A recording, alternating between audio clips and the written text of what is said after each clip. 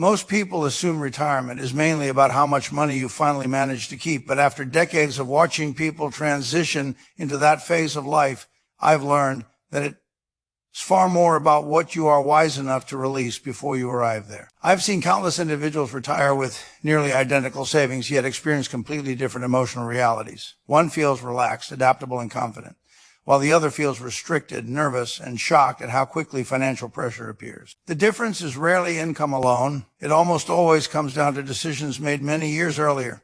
Retirement doesn't necessarily punish people who earned less, but it is unforgiving toward those who clung to the wrong things for too long. This is why clarity, not fear, is the most valuable asset you can carry into retirement.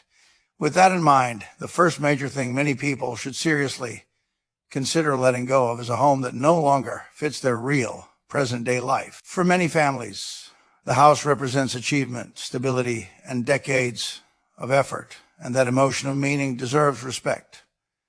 Problems arise, however, when respect turns into attachment. A home is only truly an asset if it supports the life you are living now, not the life you lived 20 years ago. I've met retirees occupying large homes filled with empty bedrooms they never use, yet they continue paying high property taxes, insurance, utilities, maintenance, and repair costs for space that serves little purpose. Often, the justification is future visits from grandchildren, even though those visits may amount to only a few days a year.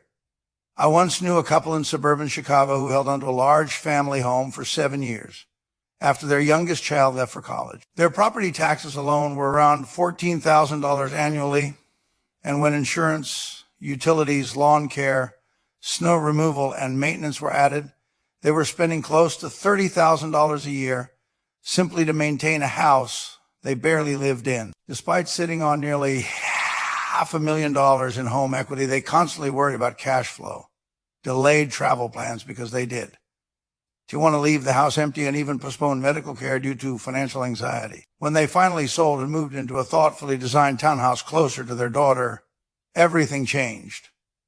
Their annual housing costs dropped significantly. A large portion of their equity was invested to generate income, and the mental burden of constant upkeep disappeared. More importantly, they regained control. Selling a home at the right time, before health issues, mobility challenges, or market pressure force your hand, allows you to choose simplicity, convenience, and location on your own terms. This isn't about downsizing purely to save money. It is about choosing a home that makes daily life easier with fewer stairs, lower fixed costs, and better access to health care and services. Some people find relief by moving closer to family, others by relocating to areas with lower taxes or better climates, but the underlying principle is the same: intentional living.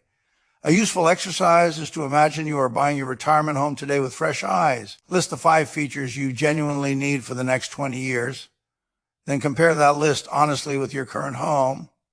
If the two don't align, it may be time to let go while you still have flexibility and choice. The second major thing to consider releasing before retirement is any investment that relies more on luck than on understanding. I've always believed that true risk comes from not knowing what you own, and while that principle applies at any age, its consequences are far greater in retirement. Earlier in life, time often forgives mistakes. A major market drop can be recovered from over decades of continued work and savings. In retirement, however, time becomes far more limited, and volatility can be damaging because withdrawals are occurring at the same time markets fluctuate. I've seen many retirees hold on to speculative stocks, complex financial products, leveraged real estate, or private deals simply because those investments performed well in the past.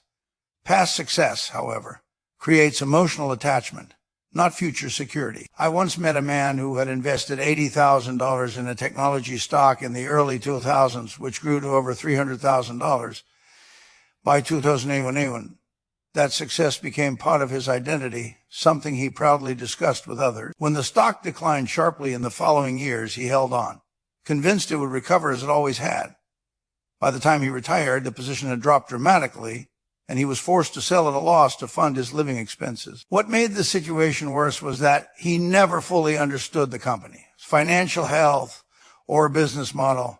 His decision to hold was driven by emotion and history, not present reality. Retirement is not the phase of life to prove how clever you are as an investor. It is the phase to protect what already works. This doesn't mean eliminating growth entirely, but it does mean prioritizing investments that preserve capital, generate reliable income, and are simple enough to explain clearly. If you can, to describe why you own an investment without relying on jargon or vague optimism, that is a warning sign. I have seen people create far more stability by shifting portions of their portfolios into dividend-paying stocks, high-quality bonds, and broad index funds. One retiree I know restructured his portfolio so that about 40% generated steady monthly income through bonds, REITs, and reliable dividend companies, while the rest remained invested for long-term growth. That balance allowed him to sleep better at night without sacrificing future potential.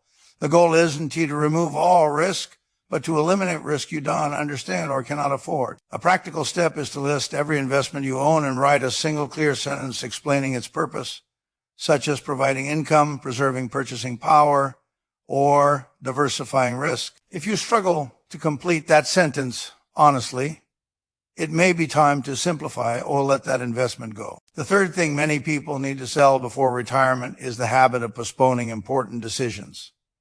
While you are earning a steady paycheck, procrastination often feels harmless, even comfortable, because income masks the consequences of delay. As retirement approaches, however, avoidance becomes expensive. I've watched people put off planning because it feels overwhelming or uncomfortable, especially when it comes to healthcare costs, taxes, or income timing. They assume they'll deal with it later, not realizing how quickly later arrives. I once knew a teacher who planned to retire at 65 with a pension, some savings, and Social Security benefits. She assumed everything would fall into place and never took the time to see how those pieces interacted. After retiring, she discovered her pension lacked cost of living adjustments, underestimated healthcare expenses, and had considered the tax impact of withdrawing from her retirement account while still receiving a full pension. Within a year and a half, she was back at work part-time out of necessity rather than choice. A few months of planning earlier could have allowed her to adjust her timeline, restructure withdrawals, or reduce expenses. Retirement does organize itself. It rewards those who engage early, ask difficult questions, and make adjustments while options still exist. Letting go of procrastination means replacing avoidance with structure, knowing your numbers, understanding Social Security strategies, and planning realistically for health care. Some retirees succeed by scheduling quarterly check-ins with themselves or a trusted advisor, spending just an hour every few months reviewing progress and identifying gaps. That small habit prevents overwhelm and builds confidence. Alongside delayed decisions, many retirees also need to release spending habits that no longer align with what genuinely brings them joy. During working years, stress, convenience, and routine often drive spending, and steady income hides inefficiencies. In retirement, those inefficiencies become impossible to ignore.